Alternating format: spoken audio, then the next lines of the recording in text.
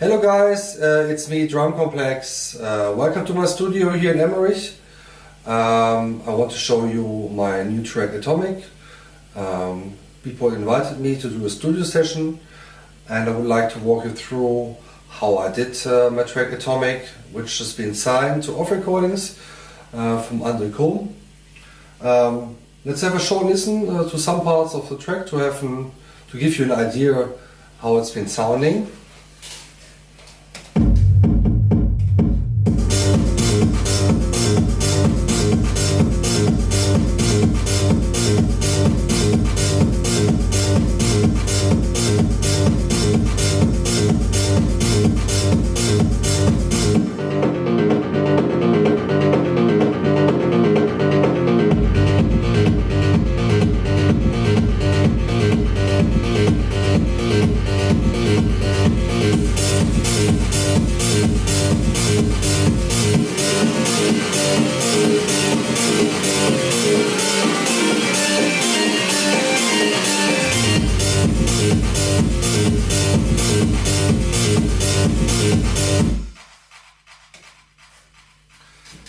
As you can see, the track is produced with Ableton, and the lead sound and the bass line I recorded from the Korg MIDI loop, which is here. The track have in total 9 different stems. First of all, I want to show you how I built the lead sound with the Korg MIDI loop. As I said, it's been recorded. This is an analog synthesizer, and it's sounding like this.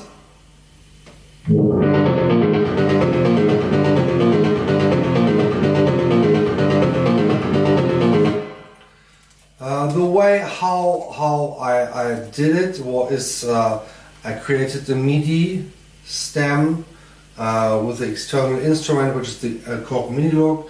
I put a note, a long note here, and I'm using it quite a lot from the MIDI effect rack from Ableton. There's an arpeggio which you can use with the up, and that's creating notes. And now that was the way how I did it. So I worked on different with the cutoff and with the octave, with the synthesizer, and recorded it with Ableton. Yeah, that's it. On the lead, I used the glue compressor for the sidechain from the kick to make it a little bit more pumpy. I've always been working, when I create a track, then I'm working with the Ableton session view, and I try to play a little bit with the sounds. I've been using the Samsung MIDI controller, so you can use MIDI learn for all the effect parameters you have to, for example, like a cutoff. We have here the recorded Korg sound, and I put an IQ on it to cut off a little bit the low frequency. I use the auto filter to play a little bit with it.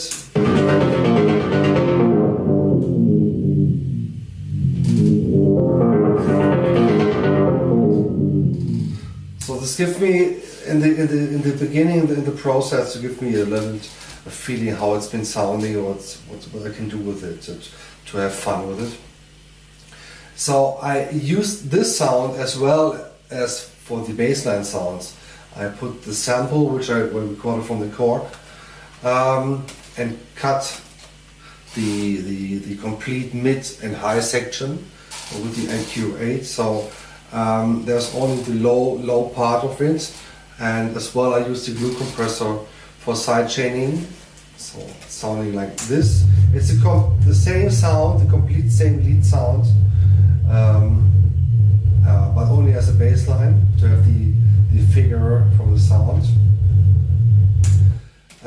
And I use the second bass line, which are always, or not always, but I'm using a lot when I produce. It's like only a noisy, pumpy, big bass line, which was with a big low end, sounding like this. Like only in combination with the kick drum, it's really heavy. So I have two different types of kick drums. So one which is a little bit lower, and the second one, which I put it together, it's like really bam.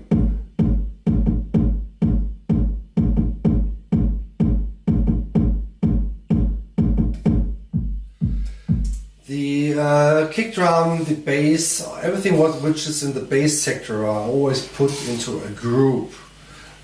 On this group, I'm putting in a high-pass filter, which I program with MIDI Learn from Ableton to the knob here, so I can play with it as well. So it's sounding like this. Let me see.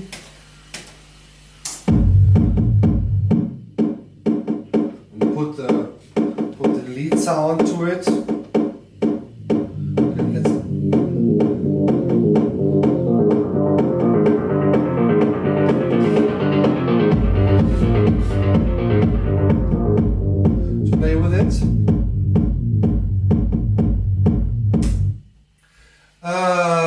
Yeah, as I said, did I say it? No.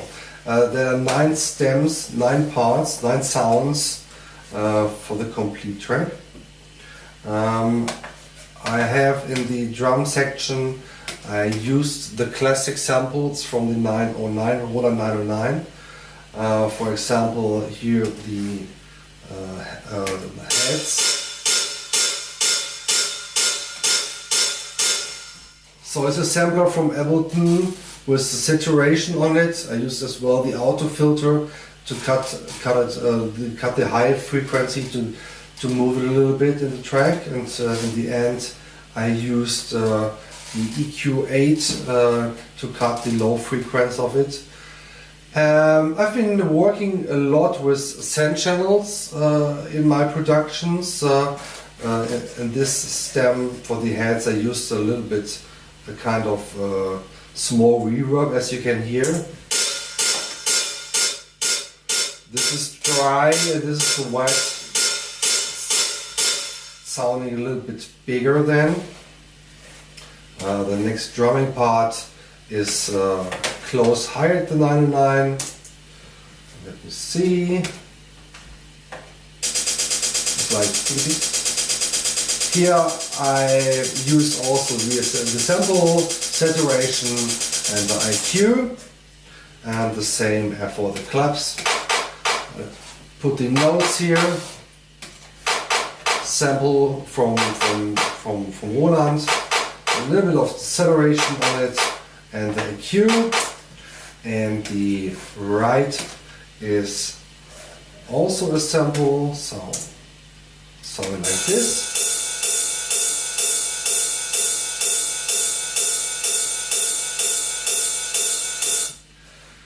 Here I use also Essential, that's a little bit longer reverb. I can show you how it's been looking like.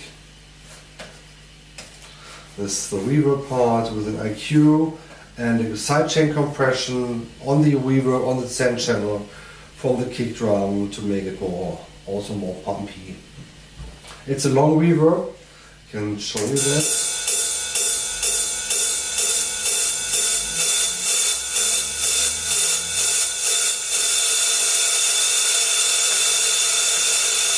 So this was the session view, and let's go to the arrangement view.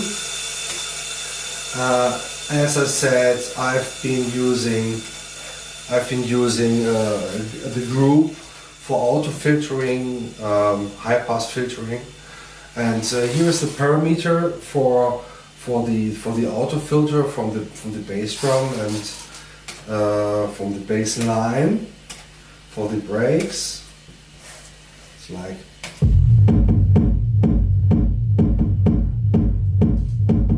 high pass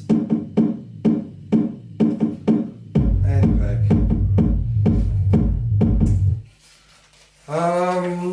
Yeah, So on the lead sound I used also the auto filter. Here's the parameter, sounds coming in, coming, going, moving a little bit here in the main break. Yes. From the Korg I also recorded the sound on a different octave. So I put the octave on. I want to show you as well. Sounding like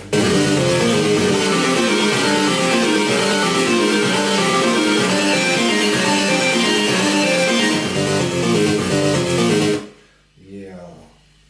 So this was the main break, and this is the view of the complete track, which I used. As I said, I'm using a lot of send channels. Here is for example, the right. And the here on the send channel, and the parameter is from the reverb, from the long reverb. I'm going to show you how it's been sounding. It's like coming end of the right section here before the main break. I put a little bit of reverb on it to make it close, and the sound is going into the break, and which I really love. It's not like stopping it directly. It's sounding a little bit longer. That's, in my opinion, really cool. So stop it. Yeah, it's a complete simple track. I've been playing it really for a long time, and some big artists playing it as well. I'm really happy about it. So I hope you enjoyed and learned a little bit about my production process here in my studio, and I really would love to see a support from you on the track. Thanks a lot.